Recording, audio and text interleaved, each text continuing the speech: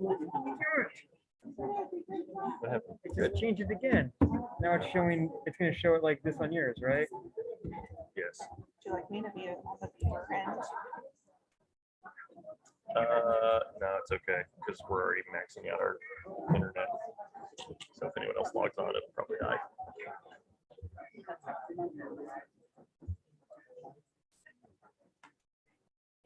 Nice. That's it. And we're live streaming. Oh my God, we did it. Clicker work. Yep. Oh, How did man. this happen with 2 minutes? That's fair. Oh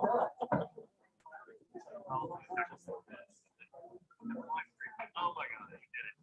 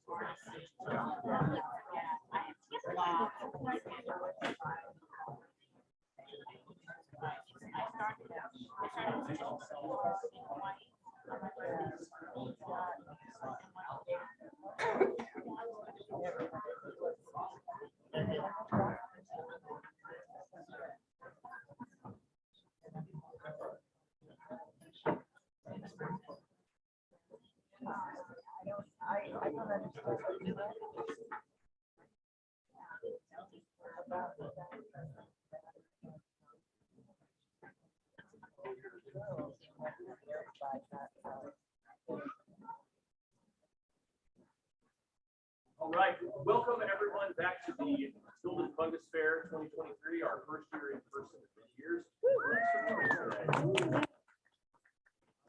My pleasure to introduce our very first guest speaker of the weekend, Damon Tighe. Born in Klamath Falls, Oregon, and raised in Calaveras County of California, Damon Tighe attended Cherries College of Merritt, California, where he worked on local newspapers while earning a biology and chemistry degree. He taught high school in Portland, Oregon, and moved back to the Bay Area to work on the Human Genome Project. Currently, he teaches educators how to bring biotechnology into their classroom. He's been interested in mushrooms ever since he ran out of food on the John Muir Trail. And really enjoys finding fungi in unusual places like downtown Oakland. David Tighe. Making it out. It's nice to be back in person for this because, like, the mushrooms aren't as fun when you're looking at them on a screen. So, a lot of mushrooms we're going to share with you guys today that you can find in places like downtown Oakland. We've got out on the table today. Part of the reason I give this talk is to convince people that you don't need to go to amazing places to find really cool fungi. You can literally go to a place that everyone just figured was a cesspool for years, Lake Merritt, and right there on the shore, you can find over 200 species of mushrooms. But it's all about developing your eye to look for things. So I'm going to tell people a little bit about how I developed my eye, the tools I use to develop my eye to find stuff, and then we'll do a species tour, just a really cool one at Lake Merritt. So, just for those of you that aren't really super familiar with fungi, I just like to start really high. Fungi are much more like us than they are like plants, even though up until like the late 60s, they were in the same kind of taxonomic vein as plants. We're still figuring stuff out. We're still figuring stuff out. So they're a lot more like us than they are like plants. They, like us, like to eat other things, unlike plants, who like to produce their own food. For the most part, we're talking about mushrooms. We're really only talking about a really small portion of the fungal tree of life. That's really just the ones that produce fruiting bodies, i.e. mushrooms that we can actually see. So that's mainly the Basidiomycete and the Ascomycota, so kind of your classic mushrooms and then your cup mushrooms like morels and things like that.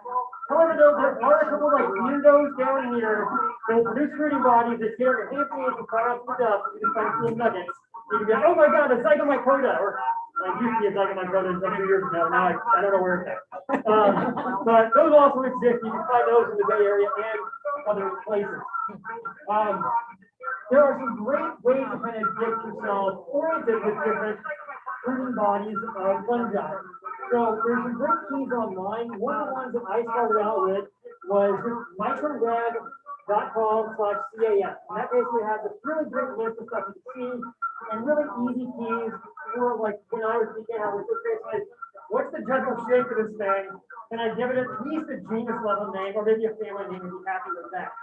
So this is a really great resources online, microweb. These are kind of sort of Basidiomycetes. So this is what you can, this is you'll find in the Bay Area. Everything from kind of agaricus looking things, things gills, phalloides, things like spore pads, chanterelles, these things with like false gills, these kind of ridges, clubs. Not those type of clubs, they do have those down open too. Fungi, a lot of polypores, love our urban environments. They love to take out our trees, they're already stressed out.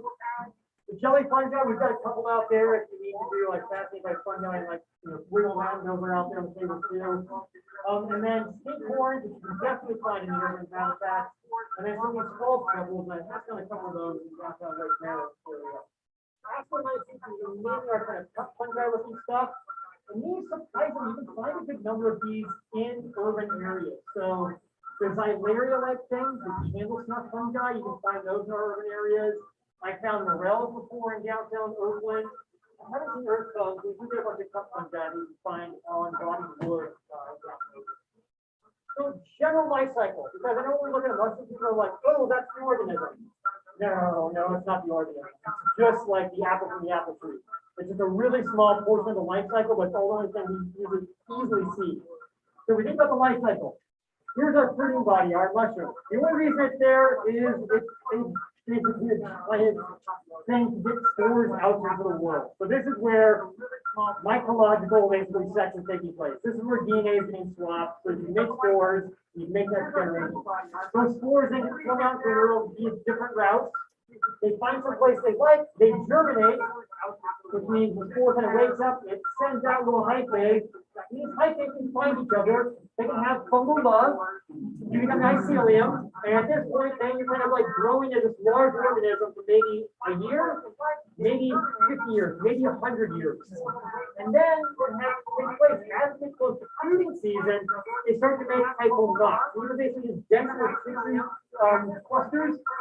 Such that when you get the first rain, or at least some of these fungi, they can really quickly take all this tissue and expand it with that water and whoop, become that mushroom really, really quickly. And that's where you can see mushrooms pop up within like 2 days of rain in California. And this is a generalization, right? There's other fungi that do this in a very, very different way. But for the most part, most of our fungi we found the table do it in this way. If you're trying to identify them, that fruiting structure, those mushrooms, has a lot of the attributes we use to kind of do taxonomy with it. One of the first things we look at is what's the shape of the cap and how do the gills and or spores or pads attach to the stem. So these are all the kind of generalized different ways they can attach and general shapes. And actually, when you go back on the tables out there, try to look at some of those gill attachments and see if you can notice how they're different. You don't need to just go say, oh, that one is, attached to current and all that. We just need to take two out there and realize that they are different. That's the starting point for being able to kind of start to differentiate fungi. You can also spore print those mushrooms. So if you're taking those mushrooms you find, you just cut off the cap, put it on a surface. I prefer to use some sort of like glass or a piece of plastic that's clear. That way I can move my spore print around to something that has higher contrast. That spore color can help you also figure out maybe what genus you're in. We still don't know why mushrooms use different colors with spores. There's some hypotheses, and if somebody's looking for a massive project that might be a year, it might be 5 years, you might be able to figure this out. Because some produce very kind of pale stuff, some produce very dark stuff. The The very dark ones, like the Cherries and stuff like this, tend to be in areas that get lots of UV light. So maybe this is protection, right? Protecting your DNA from getting hit by UV rays. So we're not sure. There's also, like this one right here, this sloppy one of our native sloppies. This is also something like something dark, and it's pretty dark sport. So we're not really sure why that is. But that spore color can help you get down to the penis a lot of times. If you get super nerdy, you're gonna get yourself a microscope. Now you can start looking at where those spores are being produced. Well, the Basidiomycete, there's a thing that's known as the Basidium, an entire family or the group of named after. This is where the spores are actually produced. And so you've got basically mitosis meiosis taking place here, and then different spores that have one copy of the genome. And this is what's being tested out on your large mushroom. In the cup fungi, you have the asci or ascus, which is singular. And this is basically a long cell that then goes like meiosis takes place in it, and then mitosis basically you end up with at the end of this 8 spores, all of one copy of the genome. And the shape of the spore-bearing cell can help you determine what species it is a lot of times. And if this still wasn't nerdy enough for you, then you write out your spermal cycler, start extracting DNA, amplifying it, sequencing it, and now you're at the, like the far end of like figuring out what this thing is. And this type of technology is really transforming our names in Western North America. In fact, I even have a hard time keeping up on the names because they change every 4 years now. Because when you sequencing, we're like, okay, that's not actually what that is. We even have a European name that we're using that kind of looks similar to our mushroom. So this shipping is going to go on for the next at least 10 years in Western North America. Yeah. Really quick, do you mind if I mute the other person on this? Sure. Yeah. Okay. Well, that's now.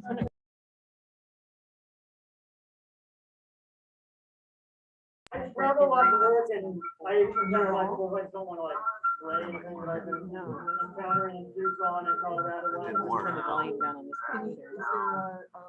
So the DNA sequencing can kind of get you down the deep end and really look in. But you don't need to do that. Enjoy that. You just need to go out and look and then be able to kind of give them some names. And so these are the best ways, I think, from like an old school point of view of the book, to go out and get you some names for them. So the classic is this book here. The book that if I would have bought it when I was a high school teacher in Portland, I probably would have been really into deep into mushrooms at this point. But the cover scared me away, and I was like, this just seems like this is weird. I'm gonna put that back on the shelf. But out here, we actually have the author, Christopher Schwartz, is out here with his book. This by far to me is the best book we have in California right now. The layout of it, the way it reads, and everything, it's so easy to use. And Jesus, the photographs are beautiful. And it's dirt cheap. I don't know why Disney sells it so cheaply, but you can get that over really cheap. You can also get it digitally, which is nice too. And then the other one that kind of came out around the same time, good but in a different way, is the California Mushrooms book. And so this is produced by kind of the San Francisco State Group. And this kind of covers some of the other mushrooms that Redwood Coast doesn't have. But if you're out here on like California coast, just I didn't know everything you're going to see, which is nice. But if you're not into books and you're like a millennial and you're just like, I just need to do something on my phone all the time, this is the way to do it. Because now you can not only learn to identify stuff, you can make contributory data for scientists trying to study these organisms. So this is a platform that was actually developed right over the hill here in UC Berkeley, fellow by the name of Amanita and Tighe.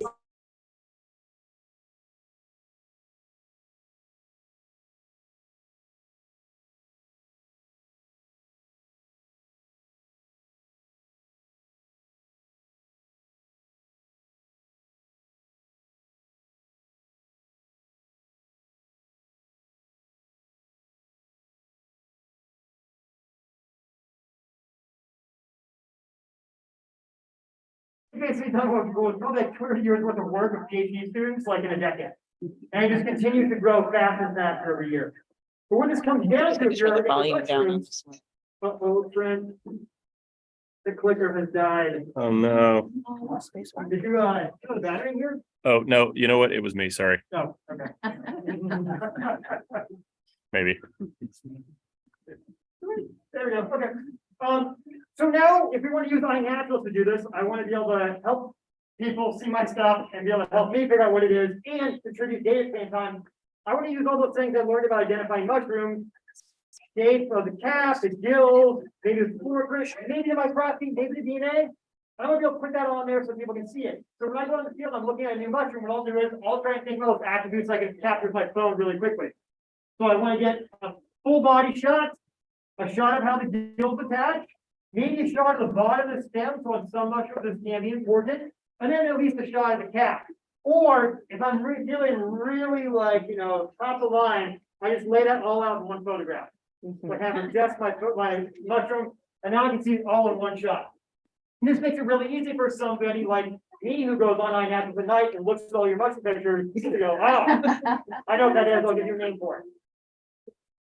So what happens if I upload this now, I have all of those photographs in one place. People can even see the microscopy if they wanted. They can see the DNA. I don't think I've done DNA work on this one. And the cool thing is, you can see where else it's been seen at. It kind of gives you some confidence about, oh, that's probably the right thing. And then once you put it up there, folks can go and give IDs on it. Looks like that. That's like I said. Sorry.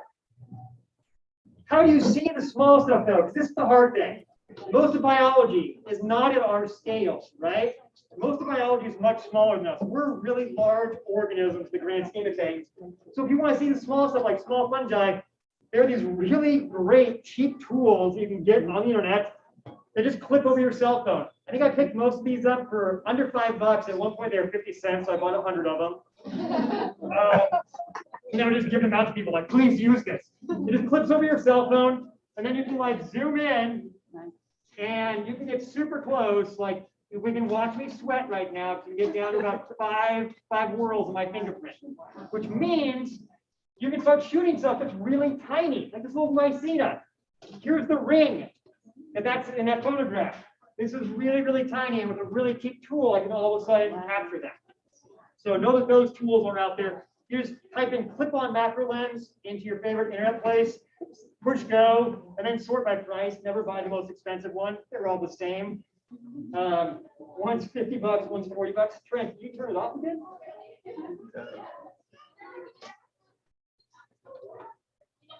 There we go. Go the other direction. Working? Okay. Okay. Also on iNaturalist, you can also explore to figure out where you might want to go to look for mushrooms. So on the phone app, you can pull it up and you can just look. Like maybe I want to go hiking Sasal Creek today. What's been seen there? I can literally pull it up, hit the explore button on my app, and I can see everything that people have been seeing over there. So I can decide, hey, that looks like a good place to go today. I could also go onto the browser and look at stuff on the browser. And this is really powerful. Actually, I didn't update this because now, like, this is somewhere like 20,000 or 20 million observations, something like that. But iNav has data all over the world. So now let's do the deep dive into Lake Merritt. So this is Lake Merritt data. I just pulled this last night.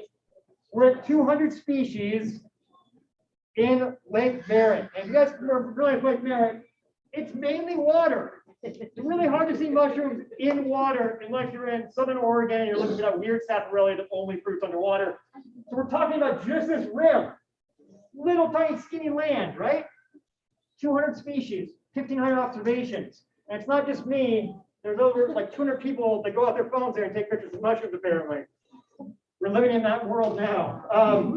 So let me go through and show you guys some of the notable species that are there. And these are ones that if you happen to live in an urban area, in the Bay Area, you definitely encounter these probably, or have the chance to encounter these. So I won't give you the full 200 list because Trent told me not to do that. So let's do the fun ones. Oh yeah, Lapras ruber. This is the lattice skink corn. This everyone always is like, whoa, what is going on with this one? This is a really cool fungus because A, the shape is cool, the color is cool, and then you get in there for the smell and you're like, oh God, why did I do that again? It smells like a rotting carcass. Why does it want to smell like a rotting carcass? Anybody know? Flies are spreading the spores. You know what? This produces the same compounds as the corpse flower. Anybody see the corpse flower blooms last couple of years? Yeah, that same smell comes right out of here. And so these grow mainly in like wood chip habitats. And so you'll see them like Golden Gate Park is also really good for them. Lake Merritt is really good for them. It'll start off as this little thing that looks like a golf ball. It's kind of geometric looking. And then it will erupt into the giant smelling mess. And they are super cool and they erupt relatively quick. So if you're really kind of like into fungi, you find one of those golf balls, you take it home, you like put a time-lapse camera on it, and like usually about 8 hours, they'll go from golf ball to like, whoa, aliens. They're awesome. You can also eat them. There it gets quiet. But I would say eat them when they're at this stage. At this stage, they're floral, not funky. We also have at Lake Merritt, Omphalotus, olivascens, the western jack-o'-lantern. And I know most everybody thinks you have to go to the tropics to see things that glow on their own, bioluminescence. You have a question? Oh, yeah. This mushroom produces light on its own. So it has a luciferase complex system in there. It produces light, and this is most likely to attract insects at night, right? Come to my light, get covered in my spores, fly away, and deposit me someplace else. It also makes an amazing dye mushroom. And so if you take this mushroom and you literally just crush it up in water with a little bit of vinegar, and then heat it up to about like 85 C, and then dip wool in there, you get this amazing purple color.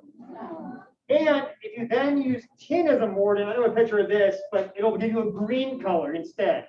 So it's really popular with people that dye mushrooms, and it's really popular with people like to go hiking at night and try and see the stuff that glows. The caveat is the glow is all over the place on these. I've taken so many of these home to try and photograph and been like, 30-minute exposure, I've not seen anything, and I've taken some home and I'm like, holy crap, I could read a book with this. And so you just kind of never know, and it's not age dependent, I've realized either. So you just have to kind of experiment until you find one that has really good glow on it. Southern California right now is having an amazing year for these. I was just working in San Diego 2.5 weeks ago. I saw one that was, the cap was this big. I mean, they're just huge down there on the oaks. We predominantly see these on dying oaks in the San Francisco Bay. And that's where you find out Lake Merritt is. We've got a couple oaks that aren't doing too hot, and these love those. Speaking of stuff on oaks, here's the one that kills you that's on oaks. This is the death cap. So this is not our problem. This is Europe's problem, but it's now our problem.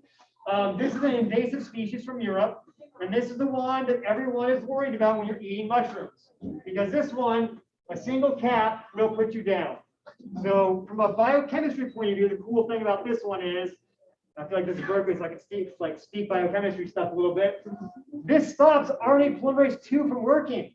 All of a sudden, your DNA, right? You got to do transcription stuff to make stuff out of it to get proteins.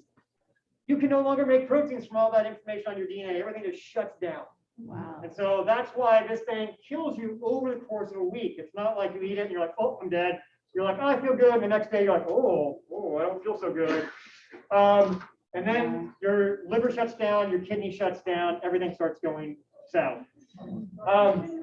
However, though, there is now a protocol for treating people with this. And it's actually from a doctor who works at Santa Cruz because they've got poisonings down there, right?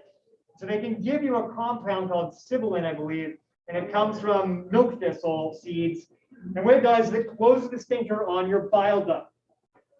The problem with this toxin is it just cycles in and out of your GI system based upon being stuck into the bile a little bit, going back and forth through the gallbladder. So what they do is they close the sphincter in the gallbladder, aspirate the gallbladder, or just take it out, and now you've removed at least a lot of the toxin from the patient, and then you can do palliative care to kind of bring them the rest of the way. And that's caused people to survive that probably would never have survived from these poisonings. How do you identify this? We're an Amanita genus, which means we've got white gills, and we've got this little egg case that looks like it erupts from. We have a lot of Amanitas in California, but this one is relatively distinct because if you look at the edge of it, it won't have striation on the edge of the cap. It'll also be this kind of like metallic sheen color to it, this kind of greenish sheen. And the vulva on it is usually kind of big and flaring. And it'll oftentimes have a skirt here. However, the vulva being big and flaring and the skirt can get worn off in tough weather. So those aren't great things to watch. In fact, you always, with anything that's Amanita, you're always going to want to use multiple factorials in order to confirm what you've got. And so they also tend to smell very fishy as well. Unfortunately, these do get consumed occasionally because people confuse them with other mushrooms that they're used to eating that look similar to them. But if you're going to learn a mushroom in California, you're just getting into fungi, this should be the first one you learn. Figure this one out because you want to be able to identify this in the field and be like, nope, I don't want to mess with that. Boink. We also have fun amanitas at Lake Merritt. Amanita muscaria, the Mario brother mushroom, right? Super Brothers mushroom. We do get these on some of the Atlas cedars at Lake Merritt. And so these ones are known as being slightly psychotropic. So everyone I've ever talked to who has indulged has been like, nope, never again. That one's very unpleasant. That's partly because it's got two compounds in there, ibotenic acid and muscimol. This is the one, this is the compound that's supposedly fun. This is the compound that's going to make it not fun for 8 hours. And you combine these together and it sounds like a horrendous process. However, though, I do eat these, but not for this. If you parboil these, you can actually remove these two compounds in the water. So I'll boil them 3 times, dump out the water, and then I surprisingly have a very robust feeling mushroom still, even after all this. You pan fry it, and it's got kind of a nice nutty flavor to it. But that's probably the only thing you want to do after like a couple years into getting into mushrooms. You also have philosophy at Lake Merritt, but I mean, these are everywhere in the Bay Area. So if you're out somewhere between like November and January in wood chip habitats in the Bay Area, I mean, these are really, really common. Philosophy are, of course, the like magic mushrooms. And I know it's like when people are spoiled, magic mushrooms are like, it's on poop. You're like, no, not in the Bay Area. Like, not in Western North America.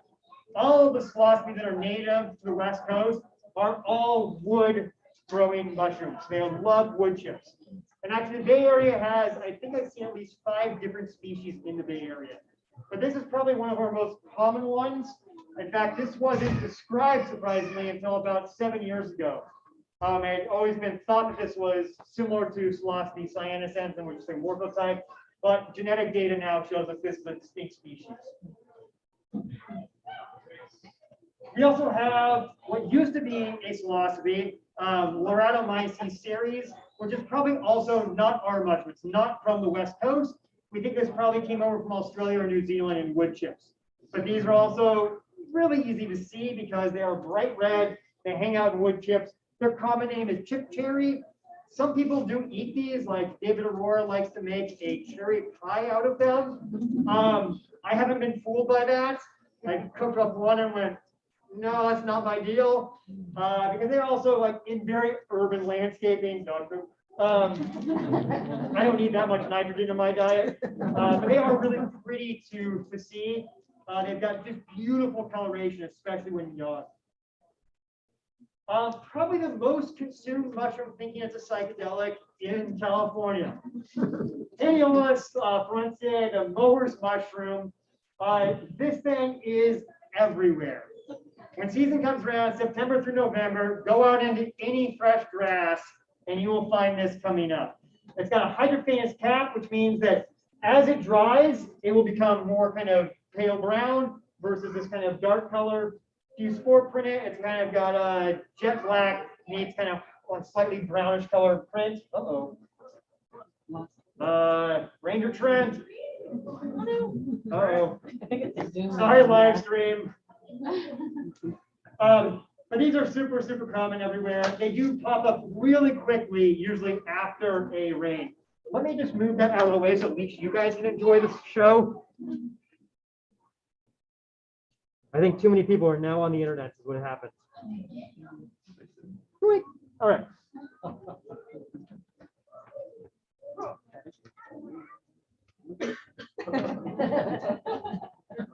Oh, the joys of technology.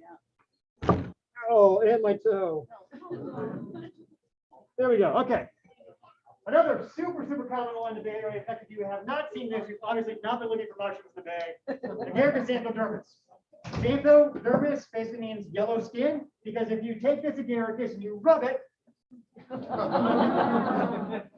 you will get a bright yellow skin, and it smells like a dentist's office. It smells like phenol. I just need to lose the live stream. Yeah, boink, boink. All right. So this, surprisingly, I don't hear more people complain about eating this. Luckily, I think because like you smell, you're like, oh, that does not belong in my mouth. But this looks just like our button mushroom that you find in the grocery store, right? That's because it's in the same genus. So we'll start off with pink gills. they will go chocolatey brown, which is kind of classic Agaricus genus. However, though, as I think David Aurora called this is part of the lose your lunch bunch. You eat this, you will then lose everything you had, including your credibility as a mycologist. Agaricus bernardii is actually one that I do eat from Lake Merritt occasionally. It's not good to eat mushrooms from urban centers because they aggregate stuff, but some of us have weaknesses. This is my weakness, the salt agaricus mushroom. So it's same genus as the butt mushroom, but man, so much tastier. When you smell it, it actually smells salty. It has a kind of like marine scent to it. It has just this really deep, rich flavor. You usually find this, I seem to find it only within 1 to 2 miles of the coast in really grassy habitats. In fact, if you drive by a grassy habitat near a shoreline and you see all of a sudden a patch of grass is really green, stop and get out. That's probably the mycelium from this. So sometimes you come by at the right time, you'll see that mycelium and fruity. Why is it doing that? Because it's actually making a bunch of nutrients more available to the grass. And that's why you'll see this big ring of grass that's really nice and green. The Prince agaricus is also at Lake Merritt, but not as common, or it's harder to see it because people try to eat it there frequently. This one smells like almond extract. It's really kind of this like sweet mushroomy flavor. So it's a very highly prized mushroom, and that's why it's hard to find at Lake Merritt.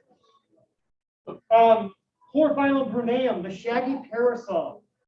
This is one of those ones that is on the fence whether or not you can eat it or not. A lot of people seem to have allergic reactions to this genera. We have at least 3 chlorophyllums in Oakland. This is the only one I see at Lake Merritt right now. The way that I tell this one apart from the other ones is Chlorophyllum rhacodes is the other kind of common urban one, but bruneum has this really what we call an abrupt bulb on it. The base goes right out in like a 90-degree angle from the stem. Rhacodes will just kind of like taper down to just a slightly swollen base. We have one in the Oakland Hills called olivascens. It has like these big scales on it. And then the one we surprisingly don't see very frequently in Oakland is Chlorophyllum mulvites, and that is the green spored parasol. And that one will make you sick. But if you spore print them, these will be all white, and that one will have actually like a green spore print to it. And that one's only found in kind of grassy habitats. But these are incredibly good at breaking down just random debris. So if you find like a random debris pile that your local park has been dumping off the side, hiding from visitors, go check this during mushroom season. I can almost guarantee you'll find these around there somewhere. And these get huge. Like I found some, they're like dinner plates. They're gorgeous. Leucoagaricus Tighe is one that you'll also see in lawns a lot of times. It's super common at Lake Merritt come September. This is one that some people do eat, although with a giant asterisk on it. Because all white, you could easily confuse this with Amanita, like a death cat, or Ochreata, or other kind of destroying angel mushroom. These are really, really good at forming arcs. So in grassy areas, you'll find big rings of them occasionally. And then their close relative is Barcii. The only big difference for you to like really focus in on is how shaggy the cap is. Leucothices is smooth. Barcii is really, really shaggy. Also an edible one. A little bit easier to tell apart. So this one I actually do eat occasionally. Candlomyces candelina, the pale brittle stem, is super common, and it will fruit from September to like March. Any place that you find slightly woody material breaking down, somebody cut down a tree, this will be there in the root zone in the next like 5 years, just fruiting every year. These ones, if you pick them up, the reason they got that, they get called the pale brittle stem. You pick it up and you go like this, the stem just like breaks in half really, really quickly. Very, very delicate mushroom.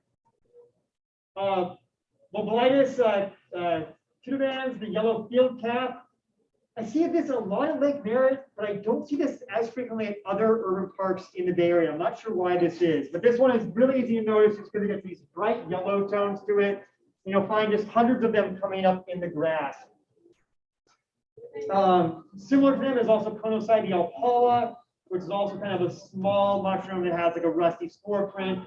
Nothing too interesting about them, except there is a little bit of debate whether or not they have phallotoxins. They're the same toxins as death caps, but the sheer number of these you'd have to eat, I don't think you could find in a year in order to actually get a phallotoxin poisoning from one. So, Marasmus oredes, the fairy ring mushroom, is one that's super common at Lake Merritt. And this is one of the ones, if you walk around Lake Merritt, when there's low profile grass, you'll see splotches of like very green grass and low profile stuff. It's usually always this. So if you come back in September and November, you'll find, as the name says, a fairy ring. They make really, really dense fairy ring fruities, which is super cool. These are also an edible species, but probably don't eat them from Lake Merritt. Copernellus maceus, the mica cap, is also super prevalent in Lake Merritt. On any of the trees they've recently removed, this will be right at the base of the tree. Copernopsis, the hare's foot cap, this will be really prevalent in wood chips as soon as it rains. You gotta go there like the next day or the day after, because these ones will basically self-dissolve themselves.